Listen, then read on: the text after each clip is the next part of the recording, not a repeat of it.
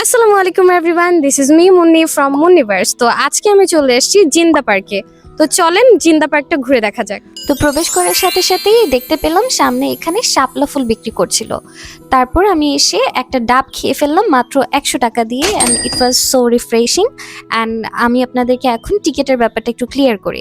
সেটা হলো মাত্র 100 টাকা। এখানে এন্ট্রি ফিতে আপনি আসতে পারবেন, তবে যদি আপনি ফ্রাইডেতে আসেন অথবা স্যাটারডেতে আসেন সেক্ষেত্রে কিন্তু আপনাকে 150 টাকা দিতে হবে। চকলেটটা কিনে ফেললাম। নিজের টাকায় চকলেট কেনার মজা একদমই নাই। তো এটা আনবক্স করি, এটা আমি খাবো। মানে আমি আগে চকলেট অনেক খাইছি, বাট এটা হলো আমার নিজের টাকায় কেনা। তো এই জন্য আপনাদেরকে দেখাচ্ছি। খাই এটা। 2000 years later.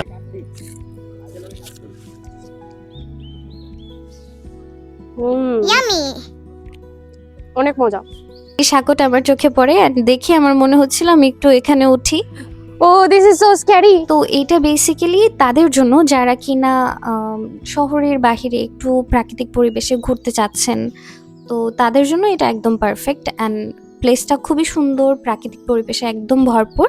আর এটা হলো একটা মসজিদ, অ্যান্ড আমি চারপাশটা ঘুরে দেখলাম, আর এই জায়গাটা না আমার খুব অ্যাস্থেটিক লেগেছে। এটা হলো বাঁশবাগান। তো পাশেই একটা রেস্টুরেন্ট আছে, ওখানে খাওয়া দাওয়া করা যাবে। আর আমার কাছে পার্সোনালি মনে হয়েছে এটার এন্ট্রি ফিটা 100 টাকা বা 50 টাকা হলে ভালো হতো, কারণ এখানে তেমন কোনো রাইড অথবা কিছুই নেই। তাছাড়া everything was really nice and I truly enjoy it.